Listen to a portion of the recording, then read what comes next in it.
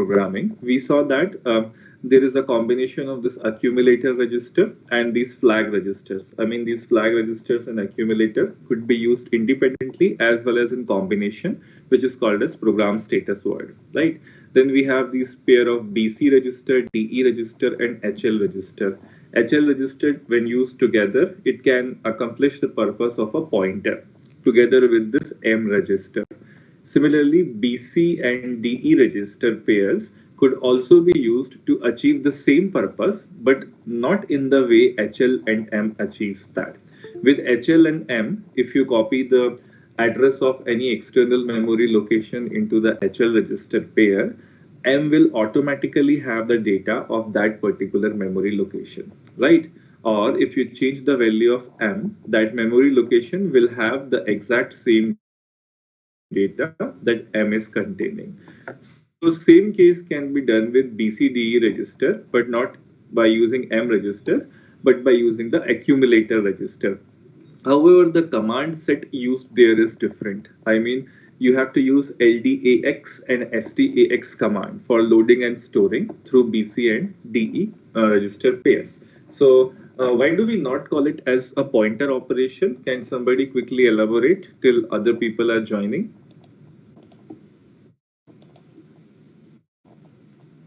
Why do we not call it as a pointer operation when we use BC register pair and DE register pair instead of HL register pair?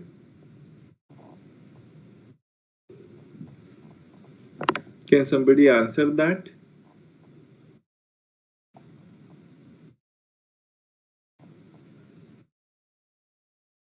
No one? So because we need to assign them through commands, they don't get assigned automatically. Yeah, they don't get assigned automatically. And what is the advantage of using pointer over this LD? Sir, the thing that get directly stored into accumulator, so don't need to get loaded again. No, that is, yeah, tell me, somebody is saying something. Sir, by using pointers, we can directly store or load data from the external memory. But in BC and DE, we need to first take in AC or store in AC, then we can perform another option. Yeah, so your accumulator becomes busy. So since accumulator becomes busy, it gets involved in a lot other tasks also. So that in effect decreases the working speed of your microprocessor. So if you use pointer, then accumulator is free from all this, right? Okay.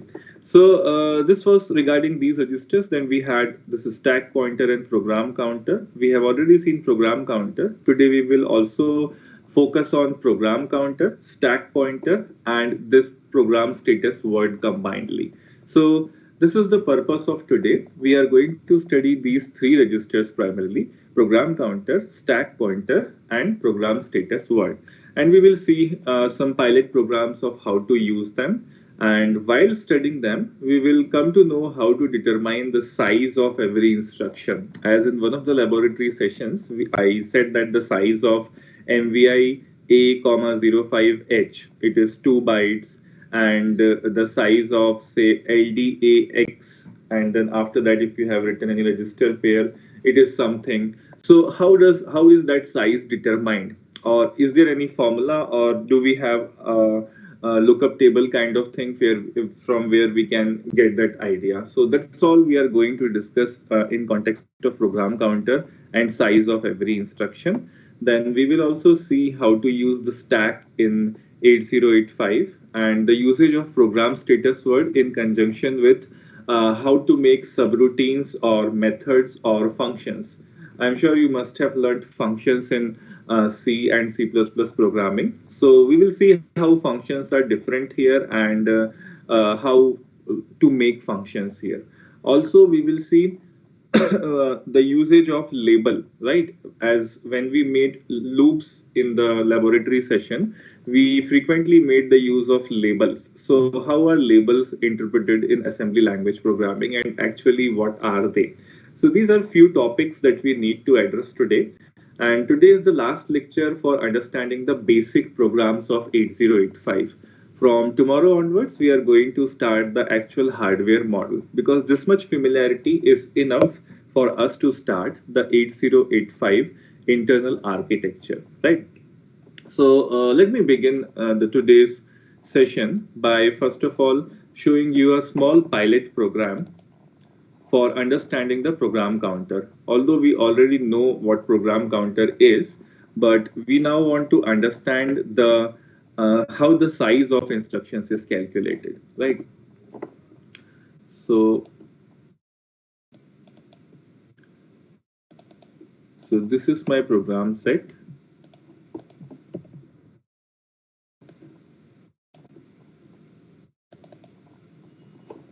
Wait a minute.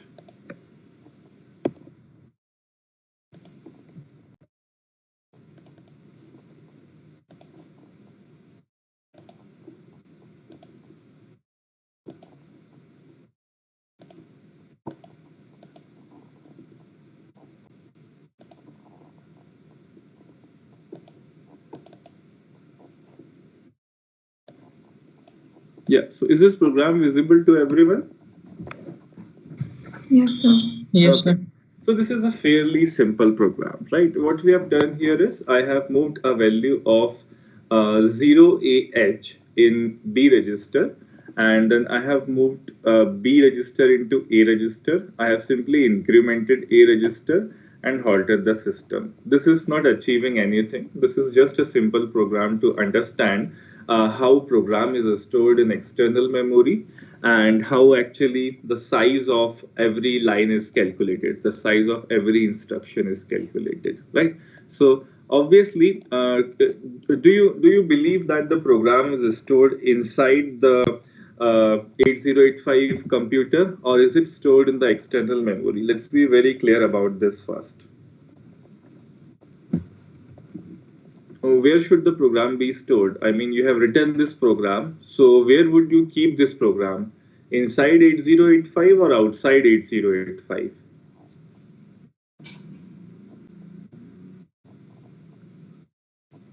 Any Sir, it will guesses? store in the external hard disks. I mean external storage. Okay, does it happen with your computer also? I mean, when you bring a new computer and you want to do something, so is it mandatory to have a hard disk with your computer? Yes, sir, to store the program or anything permanently, we need storage. While processing, we need to load it in a programming means RAM. But for storage or permanent storage, we need some storage. But then the external memory here itself is RAM. We do not have anything. When we will see the hardware structure, we will see that RAM, ROM, etc. They all lie in that 2 raised to the power of 16 or 64 kilobyte addressable space that this RAM has got. So apart from registers, it has got nothing else internally. So you are correct when you say that this program has to be stored in the external memory, but in this case, the external memory happens to be RAM directly, right? It does not have a concept of external hard disk, right? Although there are ways to attach some additional memory also indirectly, not directly, but whatever addressable space is there, that is 2 raised to the power of 16 external memory location, in those locations only everything will be stored, right? So please switch off your mic if somebody's mic is on. Okay.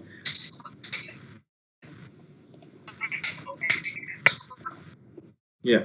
So this program is definitely stored in the externally interfaced memory, and let us see an example of that.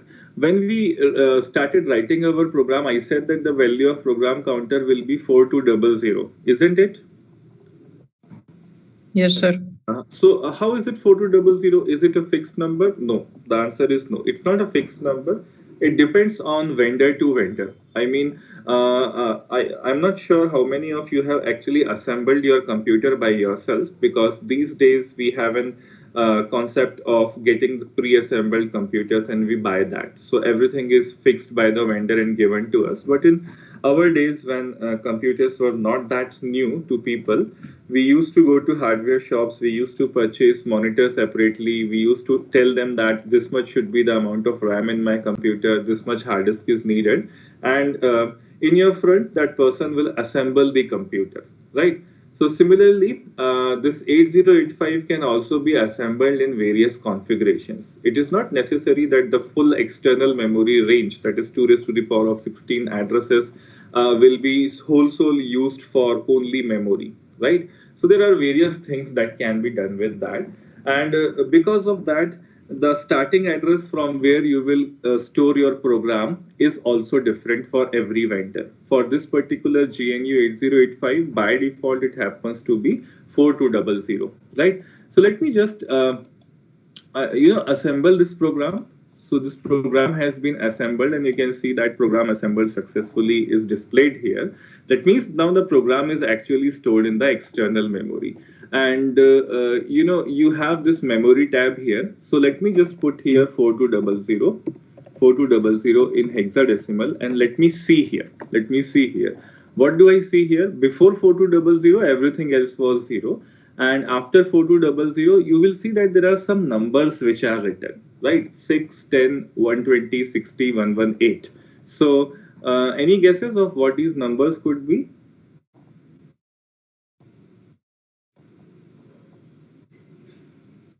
Because as I told you, when you start executing this program, this will start to execute from 4200, and program counter initially should have a 4200, which is not displayed in this unfortunately, but starts from 4200. So any guesses of what these numbers could mean? It's a garbage value. No, it's not garbage value.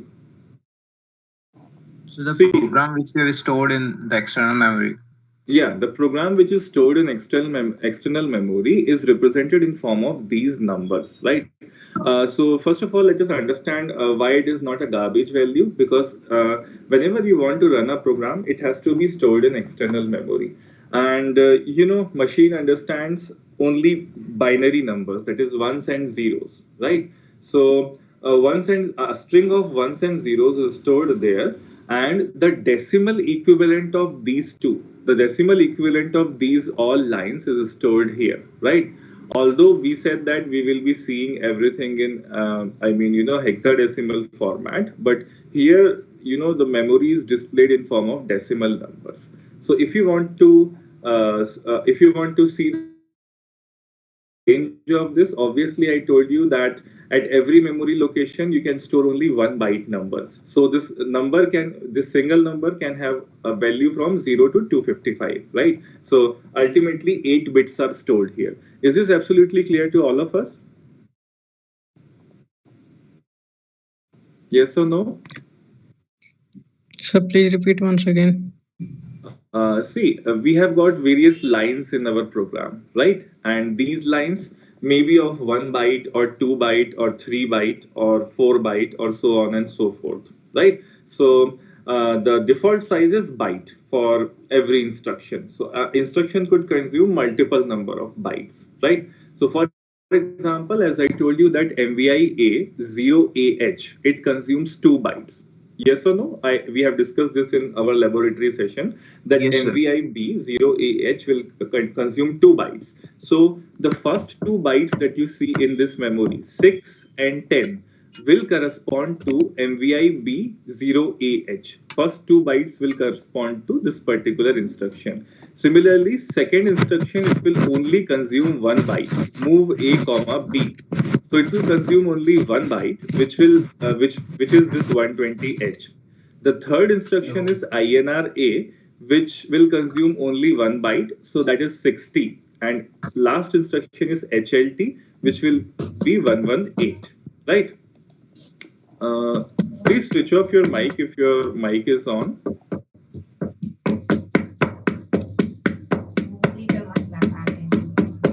Whose mic is on? Lucky. Please switch off your mic. Yeah. So is this understood? I mean, every line consumes certain amount of bytes, and accordingly, you can decide the size of that particular program, right? All of you, please either switch off your mics, or I have to make this class non-interactive, right? I will forcibly mute you all, and you won't be able to ask questions, and that would be a one-way narration, right? And that is also perfectly okay, because doubts cannot be asked within the class; they have to be asked outside the class in laboratory session or something. So if this continues, I have to forcibly make it by using mute all, right? So don't do that. Now, so is this thing clear to us? I mean, how MVIB is consuming 2 bytes in the external memory, and this can be verified also. So if you see, this is a 2-byte instruction. So 0A in itself is 1 byte. Is it or is it not? 0A in itself is 1 byte, because it's a 1-byte data. 0 will consume 4 bits and A will consume 4 bits. So it's a 1-byte data. So obviously the remaining 1 byte has to be consumed by MVIB. Is it or is it not? Yes, sir. Yeah. So this 0A, what is the decimal equivalent of 0A? It has to be 10. So the second byte that is stored in memory has to be 10. So the first byte is 6 and the second byte is 10. 6 is the decimal equivalent of MVIB. And let us try to verify this all data by using a sheet, by using an instruction sheet that we have got. So I will supply this sheet to you. Wait a minute. Yeah, so this is the complete number of instructions that you will have in 8085. So 8085 computer has got 74 instructions. It has got 74 instructions, and 246 patterns can be made out of those 74 instructions. This is first important point to note. 8085, not 8084. 8085 has got 74 instructions in total, and it has got 246 patterns, that means permutations and combinations of those 74 instructions, right? So let me just show you the list together with its header. So here you can see first is serial number, then you have got mnemonics. Mnemonics means, for example, MVI is operand means the thing on which that command operates, right?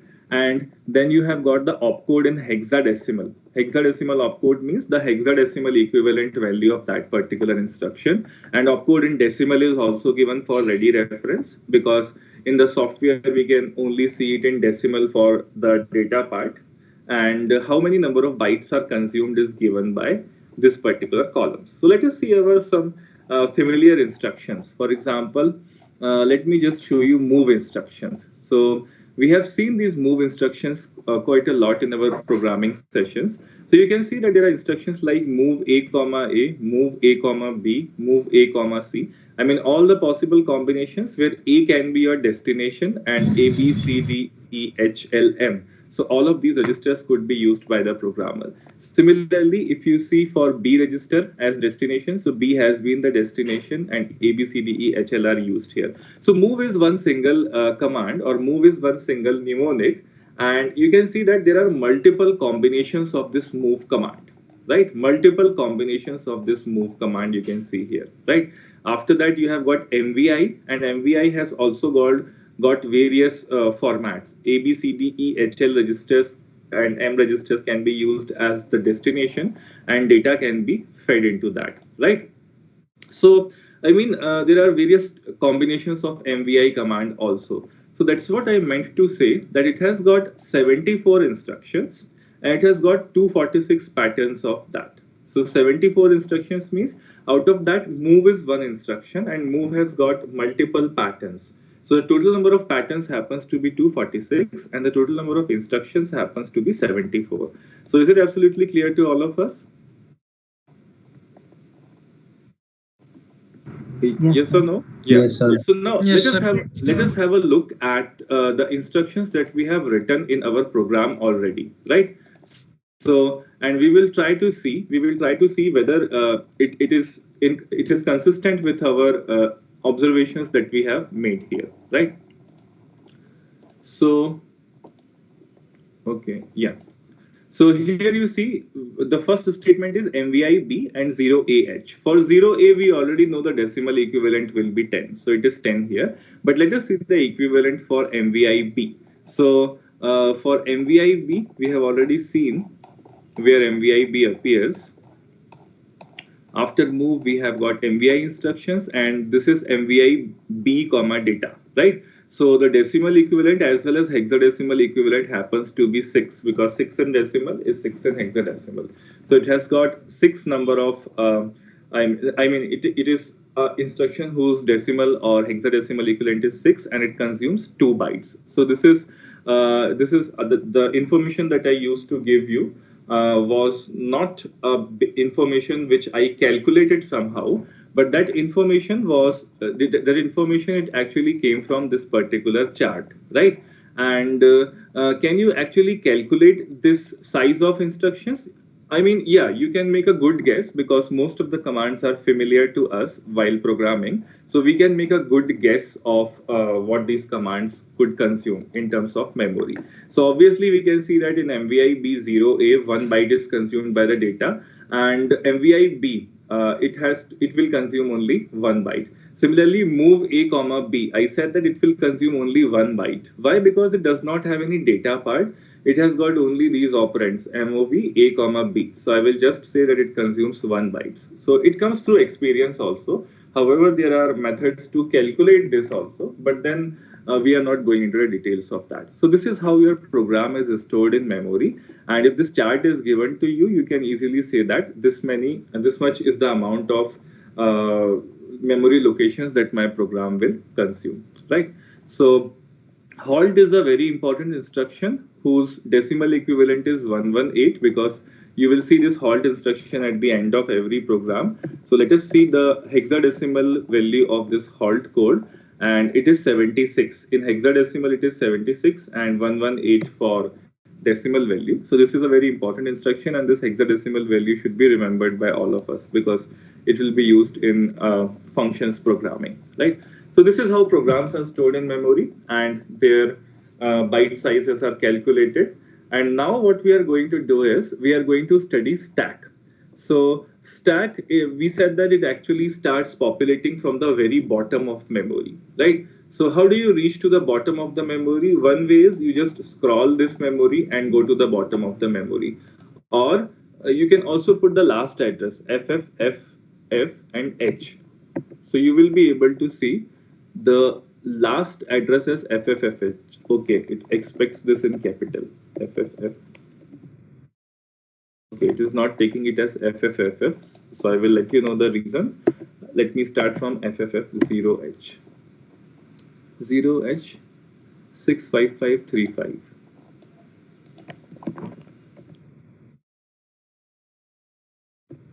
Yeah. So you can see I have put the decimal address here, and you have been able to reach to the last location. So instead of taking it as 5, let me take it as 0, so that some other locations are also visible. So you see, this is the last location of the memory, and the stack will start building from the backward side, right? So let us see a simple example of how stacks are made and how stacks are initialized. So this is how a stack is initialized in 8085. I mean, you first take the data in the register pair either DE or BC or HL, right? So to be able to deal with stack, you have to actually keep the 16-bit data, because one very important point is stack operates in 16-bit fashion. Stack operates in 16-bit fashion instead of 8-bit fashion, right? And why is it that? I mean, this 8085 happens to be a microprocessor, which is the 8-bit microprocessor, but stack happens to operate in 16-bit fashion. I mean, it will, in one time, it will store 16 bits data or 2-byte data. And it is so because stack is primarily used when you are using functions, right? When you are using functions. So on that times, the stack will be used. So whenever you are using functions, you have to put this combination of accumulator and program status word onto the stack. So to facilitate the 16-bit operation that easily, this stack has been used. Otherwise, if you are doing only 8-bit operations, you can directly put your contents onto the memory locations and then take it from there, right? So stack will be operating in 16-bit fashion. So if it is operating in 16-bit, you have got 3 different combinations: BC register pair, DE register pair, and HL register pair. So DE, BC, and HL register pairs have been used. And which are the operations that can be used onto stack? You can push some data onto stack, and you can pop some data from the stack. I'm sure you must be aware of both of these operations from your C++ studies. You can push the data onto the stack. I mean, you can keep the data onto the stack, and you can also take out the data from the stack, which means pop operations. Are you all aware of these operations? Push and pop operations from data structure stores? Yes, sir. Yes. That thing is very simple here. You keep some register in DE register pair, and you push the data onto D. You push the data onto D.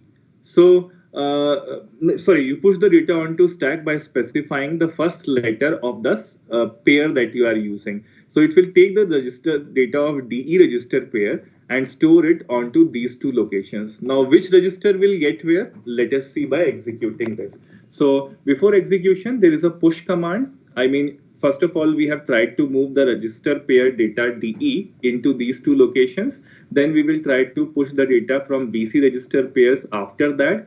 Then we will try to pop the data. Then we will again try to push the data of HL register pair onto the 3rd location. And then we will try to pop the data into B register. So this is a very simple program which does not achieve anything, but it achieves the demonstration of this. So let me just run this step by step. So this first step, second step, and the 3rd step. Yeah. So up till now, 3 lines of code have been run. 3 lines of code have been run, and you can see that in this D we had a value of 0, 0. In this E we had a value of 0, 5. So that value has been stored onto stack. Okay, and also you can see that 5 value has been stored here. 5 value has been stored here, and the previous 0 value would have been here, and a value of 0 was already there in every memory location. So this FFFF memory location was not utilized to begin with, right? Okay, so let me execute it fully, and let me again start it to show you something. Reset all the memory registers, and let me assemble it. So this is assembled, and you can see that to begin with, this stack pointer is initialized with FFFF. I mean, the top of stack is pointing to FFFF. And what does that mean? That FFFF location is already assumed to be filled. So you have got a 0 here, and your top of stack is pointing at FFFF, right? And instead of using this 0, 2 here, let me make this data as 0, 3 for more clarity, and then let me assemble this program. So this is assembled, and now let us step over it. Yeah, so can you now clearly see the data 3 and 5 which has been moved into the stack because of this DE register pair content in the memory locations? Yes or no? Yes. Yes, sir. Yeah. So here, what do you see is DE register pair. Again, have a look at this DE register pair, which is the higher order register in this D register, right? Higher order byte is D register, and E is the lower order byte, right? So you see the contents of D are stored where? At FFFE. The contents of D, which is the higher order byte, are stored at FFFE location, and the contents of E, which happens to be a lower order byte register, they are stored at this location D, right? So higher order byte will always be stored at higher order address, and lower order byte, that is E, will always be stored at lower order address. So FFFFD is lower as compared to FFFE. So that is why D here and E here, right? So this way of storing things is called as little endian way. ENDIAN, not Indian, little endian way of storing data. And some of the computers, they do not use this little endian way. They use the reverse way, which is called as large endian way. I mean, lower order byte at higher order place and higher order byte at lower order place. This is not what we are doing in 8085. We are using lower order byte at lower order address and higher order byte at higher order address while storing or while even popping out the data from the stack, right? So is it absolutely clear what is little endian format and how the data will be stored onto the stack or memory location for that matters if 16-bit operation is being carried out? Is the concept of little endian clear to everyone? Yes or no? Yes, sir. Okay. Yes, sir. So let me just execute this program again, and you can see the changes accordingly that will be made there.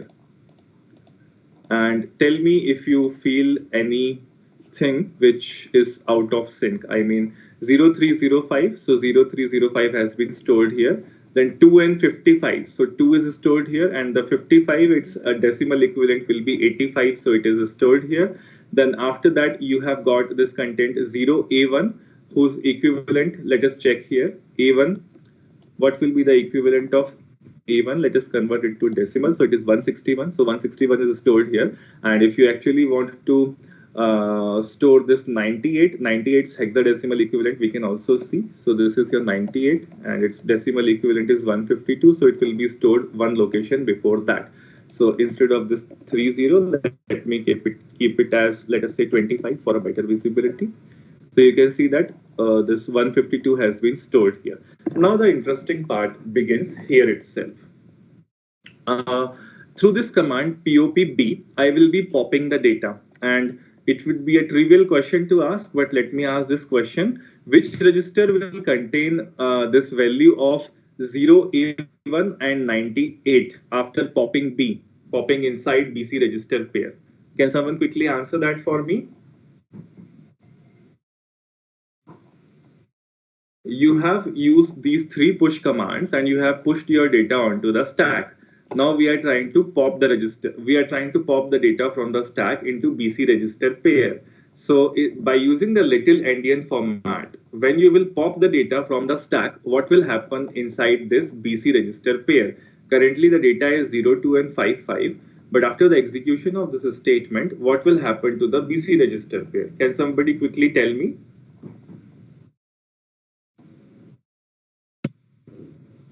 So 0A98, 0A 0A1 and 98. 0 will not be used there. It is only for indication to this software that this is a number. So A1 will be stored somewhere and 98 will be stored somewhere. So B register will contain which data? A1 or 98? A1. A1, because of the little endian format that we are using. So let me just step over this, and you can see that it contains a data of A1 and 98. One more important point to note here is the result of last executed instruction. They are highlighted always, right? If you try to execute instruction one by one, and whatever instruction has been just executed, their changes are shown by bold colors, right? So this pop B instruction was able to change the value of BC register pair as well as program counter as well as stack pointer, right? So we now get an idea of what contents will be stored in this BC register pair. Now, can you see the stack again? The stack already has these values 161 and 152 as it is. They have not been taken from there. So can somebody explain to me that we have actually popped the data into BC register pair, and because of that you can see that the stack pointer's value is FFFB. Stack pointer is something that stores the top of stack. So FFFB is here. That means the top of stack is here. The last filled location is here, 2 and 85, which corresponds to this 2 and 55 in hexadecimal. So top of stack is pointing here. By using pop instruction, we have already taken out this data inside the processor.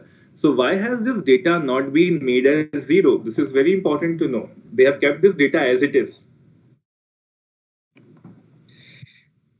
Sir, while we pop from a stack, they do not actually remove from the stack, but the pointer changes to other value, lower value. Yeah, that is true. That is true. That is what we have also observed from this. But why have they not changed it to 0, 0 value? This is my question. Is there any logical reason behind that, or it's like just leave it as it is?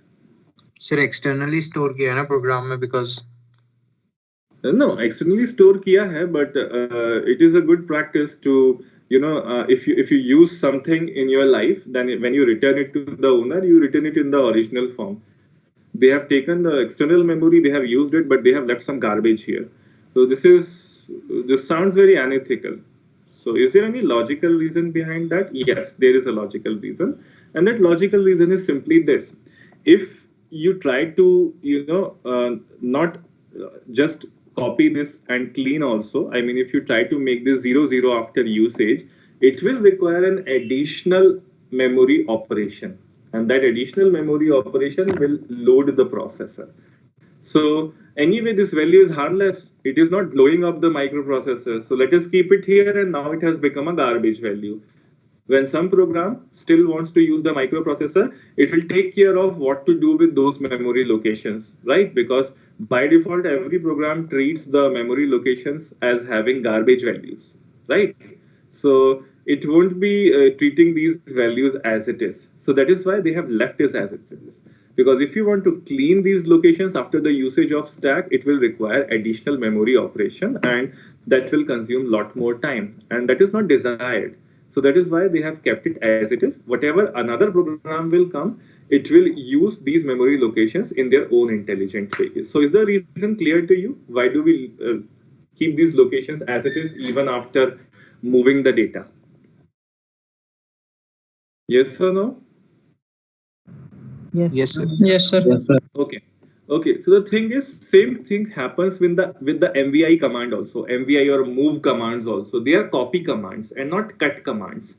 Because when you want to copy the data from source to the destination at the end should have your data, because that was your intention. You want the data from somewhere to be copied into some register. Now, from wherever you have copied, whatever is the value, let us keep it as it is, because if you want to clean it, it would require additional memory cycles and timing cycles, as we will soon see.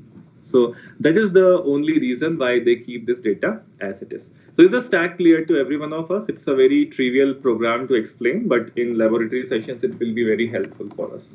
So now let us move on to another program. Yeah, let me also reset all the memory registers. Now, my intention now is to initialize multiple stacks in my program. Could that be possible in some program that you require multiple stacks? Give me an example where multiple stacks are used.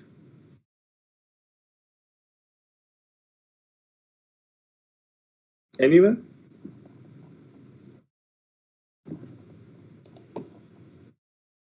You must have done some C++ programming where you have encountered stack. So what is that program where multiple stacks are used? Tower of Hanoi. Tars of NI, yes, this is one of the programs.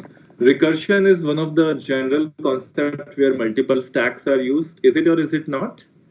If you recursively call the function again and again, then multiple stacks could be used in that program, right?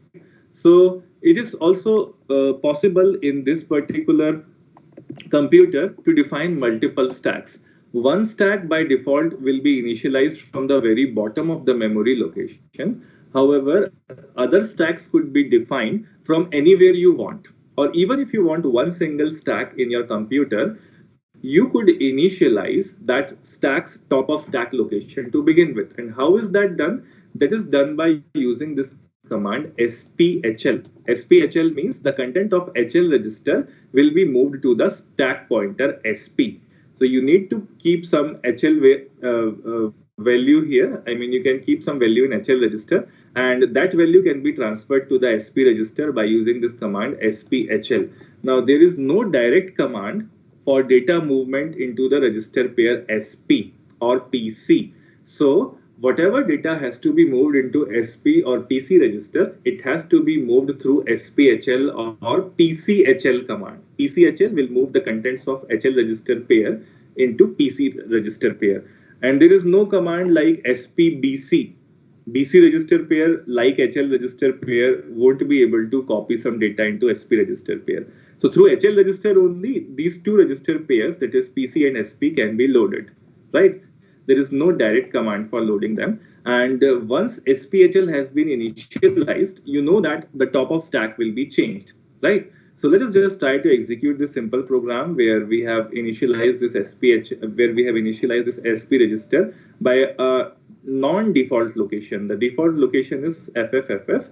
We want to initialize it by 000B, and from there we are doing this push and pop operations. So let me just execute this program step by step. So now you can see that this SP, after execution of SPHL, the stack pointer has come to 000B, right? And what is the decimal equivalent of 000B? 000B. And let me convert it to decimal.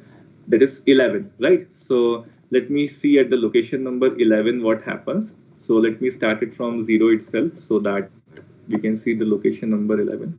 Not 0, let's take 5. So at 11th location, your stack has been initialized, right? And let us see if it gets populated there. Yeah, so you can see your stack has been populated by this data of 5 and 8. And similarly, if you again use this program, you will be able to do another push and pop operations, right? So you can see that the program has been executed in this way.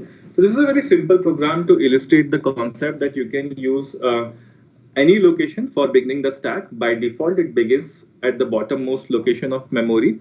And if you want to use multiple stacks in your program, you can always initialize your SPHL by the desired value and move to that particular location and change whatever values you want to change there in the fashion of stack, right?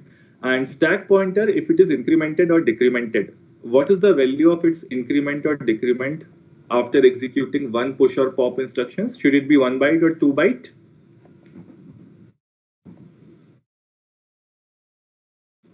What should be the increment size of stack pointer with every push or pop operation? Should it be 1 byte or 2 byte?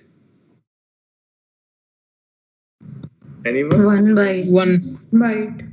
1 byte? How? Push Sir, 2 operation byte. or pop operation?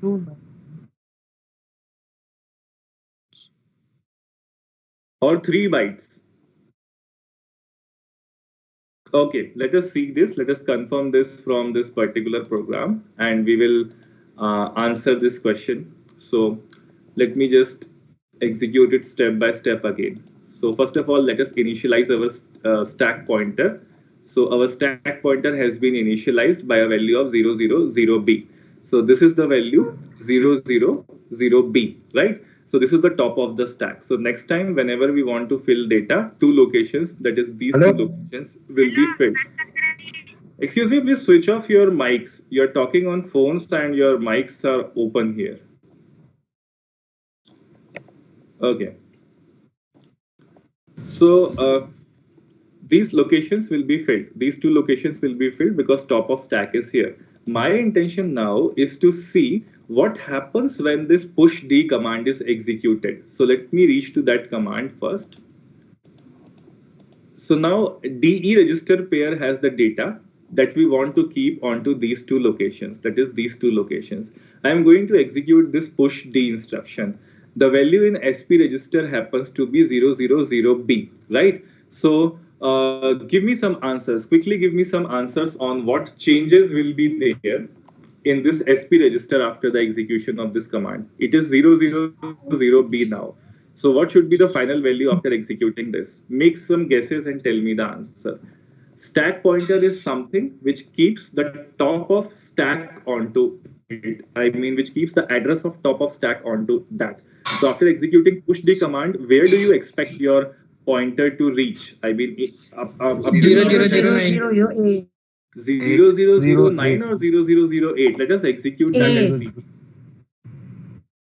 Step in. The answer is 0009, right? So earlier it was at 000B.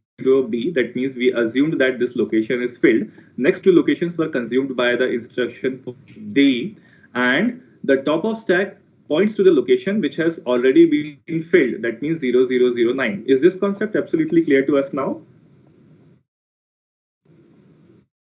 Yes, sir. Yes, sir.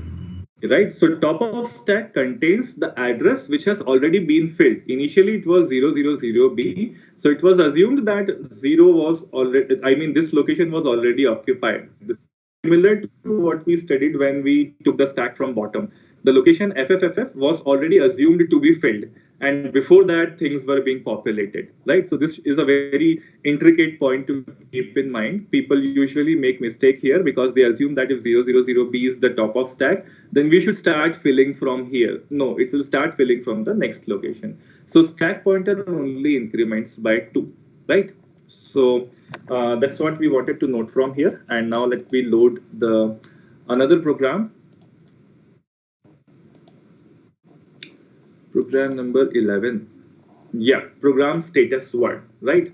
So what is program status word? It is a combination of accumulator and flag registers in that order. That is A and F. AF registers taken in that order. When they become of 2 byte, it is called as a program status word, PSW.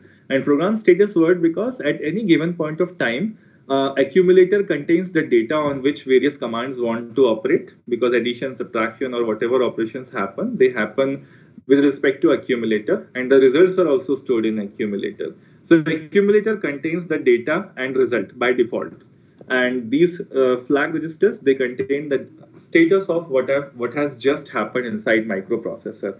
So combinedly, this complete thing is called as program status word. And this is a simple program to keep the program status word, which is again of 2 bytes onto the stack. So that's what we are going to study here. And to accomplish that, what we have done is inside A and B registers, we have initialized them with some data.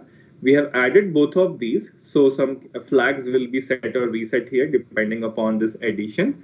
And then the combination of A and F register, which is called as PSW, would be pushed onto the stack, right? So the command is push PSW, and it will be popped out from the stack. So this is a very simple program, but this when this program will be integrated inside functions, it will be very helpful for us. So let us just try to execute this program step by step. Inside A and B register, the data has been moved. Now we are going to add these two. So you can see that after addition, the value of this sign bit happens to be 1. So inside this flag register, you can see that sign bit will be 1. And these don't cares can have any value.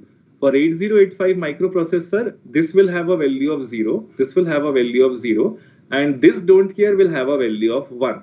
Now, why is it so? It is because of construction. So when we will come to the internal architecture perspective of that, we will see that the don't cares value that has been taken up by this microprocessor are 0 for this one, 0 for this one, and 1 for this one, right? So accordingly, sign bit is also set here. Sign bit is set or something else is set. Yeah, sign bit is also set here. So the sign bit, I mean, this would be 1, 0, this would be 0, and this is also 0. So 10000 would be here, and here we will have 0010. So I mean 2 will be here. So 82 should be there. Now I will explain to you why this sign bit has been set inside this addition later. But for now, we should be convinced that 82 should be the value which is stored in this register of flag register combinedly, and this accumulator obviously has the result of addition. So accumulator has got this result of addition, which is 98. So 98, 82 should be pushed onto the stack. And one of the problems with this software is it also does not displace the value of program status word. Although internally it happens correctly, but this is again another bug in this software, that it does not displace the value of program status word ever. So to be able to see whether it is stored in that, let me execute this command and see at the last location, that is 65536. Let me make it 30 so that we can see it. So yes, the value of 236 and 130 has been stored here. So what is 236 in hexadecimal? Let us try to convert it. 236 to hexadecimal, it is EC, and 130, that is 82. So 82 is there and EC is there. 82 we have discussed why it would be 82, because the content of flag registers happen to be 82, and the value of addition, that is 98, it is 130 when it is converted to hexadecimal system. Is it clear to everyone? how to keep the program status word onto the stack. It's very simple program. Yes or no? Yes, sir. Okay, so it is as simple as that. Now, why this sign bit has been set in addition, I will explain this to you in laboratory, right? So this requires a separate understanding. Here, that's not our purpose, but I will keep a note of this and explain this to you in laboratory, why sign bit has been set in addition. It's a long story. Now, the next thing that we want to do is we want to pop this. So in the similar way we used to pop it for other operations, we can also do this in BC register pair. So in BC register pair, you have got this value of EC and 82. So this program is a pilot program, and it will be useful for us when we will make some function calls. We will jump from main function to the other function, and in that case, if we want to save our data of program status word, that can be put onto the stack, right? Now, what happens when you do unequal number of push and pop instruction into the stack register? What will happen in that case? Suppose you, my question is this: you have initialized a stack, you have kept one word data, that means 2-byte data, by using one command onto the stack. Then you popped some data out from that stack, so those two memory locations would be popped out, and then you again pop out. That means you have filled the stack with only one word data, but you have popped out 2 word data from the stack. So what will happen in that scenario? Will that give us some error, or will that operation be a valid operation? Sir underflow condition है ना, तो invalid operation होगा. No, see, this microprocessor is not that intelligent. So let me make a program for you. Let us say MVI,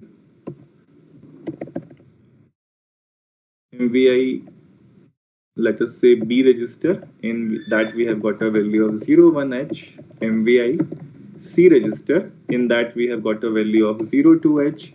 And let us push B register, so it will be pushed onto the stack. And let us now pop inside, let us say register pair H, then POP H. Right? And to begin with, let me initialize my stack pointer with some other value. In MVI H register pair, let me have a value of 00H. MVI L register, I should have a value of 0BH, the same value that we had taken earlier, and SPHL. So that way I have initialized my HL pointer register. And what I am trying to do in this program is I am trying to keep some data through this BC register pair onto the stack by using this push command, and then I am executing 2 pop operations. So that's what I want to do. Let me just reset everything, and let me reach to the location 0005 here, so that we can see this location 000B clearly. And let us now debug this. Sorry, not debugging operation. We have to store it somewhere. So let me call it as P2. Wait a minute. Yeah, so this has been stored here. Step in. So a stack pointer has been initialized by 000B. Then let me just also put the data there. So data has been put. This data of 1, 2 has been put. Is this up to this point? Is everything clear to all of us? Yes, sir. Yeah. Now, Yes, in the runtime, let me change these memory locations, right? 000B, 000C. Let me just keep something here. Let me keep a value of 5 here. Let me keep a value of 7 here. Let me make this value 4, and let me make this value 3, right? So the stack pointer, it has got to the position from 000B to 0009 because 2 locations have been consumed by the data which has been provided by BC register pair. And now what we are attempting to do is we are doing more number of pop operations than the number of push operations that we have got. Let us see what happens. Step in. So here you have got this data inside this HL register pair 01 and 02, right? The same data that we have pushed onto the stack has been popped out here. Now let me execute it again. What do we expect? An error, or the stack will continue its operation in the backward direction? So you can see that the more number of pop instructions are executed than push, stop executing and check the logic of your program. This is correct, right? Initially, you begin with this SPHL and you said that you cannot execute more number of pop operations. However, this software that we are using has given you this capability that error message has been flashed. But this is not true for all vendors. This is an important point that we should keep in our mind, that not every vendor will include this kind of exception into their programs. It might so happen that if you run the same program on some other software which also simulates 8085, or even if you use your actual kit of 8085 microprocessor, which I am going to show you in the laboratory, it might happen that it will still pop out these locations. I mean, it will not keep a track of where initially the stack has been initialized to begin with, right? It will start popping out the backward locations also. So to be able to implement this error, there is something called as an interrupt service, interrupt vector routine, which is implemented by different vendors in different ways. So this vendor has implemented that, but not all vendors will do that. So the default behavior will be like this. Even if you apply some more number of pop operations, it will be pulling out some garbage values from the stack, and it depends on vendor to vendor. Is it clear to all of us? Yes or no? Yes, sir. We will see this Yes, in sir. 8086. We will see this in 8086 software, where this routine has not been implemented for flashing an error message, right? So it depends on vendor to vendor. Luckily, this vendor has implemented it in the correct way. But that implementation would require something which is called as interrupt. And we will read what interrupts are in some coming lectures. And also one other important point that I want to make here is, as in this way, we have been able to use this 000B location, 000A location, and so on. I mean, the locations which are at the very beginning of this microprocessor's external memory, we are using it freely. But this is actually not possible. In the actual system of the computer which has been assembled, you already see that the programs have been stored from 4200 location. So the locations prior to that were reserved for some purpose or were used by some other program, which may be called as an operating system, although operating system was not the terminology of those days. So these locations are already pre-filled or reserved for something else, right? So in software, we have been able to use them, but in actual hardware, you will not be able to use some beginning locations. We will come to this when we will study interrupts, but you should understand that whenever you attach an externally interfaced memory to this microprocessor, not all memory locations are usable. So we will see the memory map sometime when we will study the architecture or interrupt service routines. And that time we will come to know what locations are available to the user. So this point should also be kept in mind, right? So the intention of today's class was to introduce functions also, but nevertheless, we will introduce them in the laboratory session because now functions will become very easy after the understanding of these concepts. So is everything clear, or there are some doubts? You can ask your doubts. If anyone has any doubts, you can ask your doubts now. And meanwhile, let me check if I have taken the attendance or not. Yeah. So any doubts, anyone? No, sir. No, sir. Okay. So then we will meet in tomorrow's session. We will study the hardware portion, and in the laboratory session, we will continue with our programming portion, which is functions programming, and we will make some sophisticated programs this time, right? So, okay, I'll close this session for now, and I'll see you in the next session. Thank you, sir. Thank you, sir.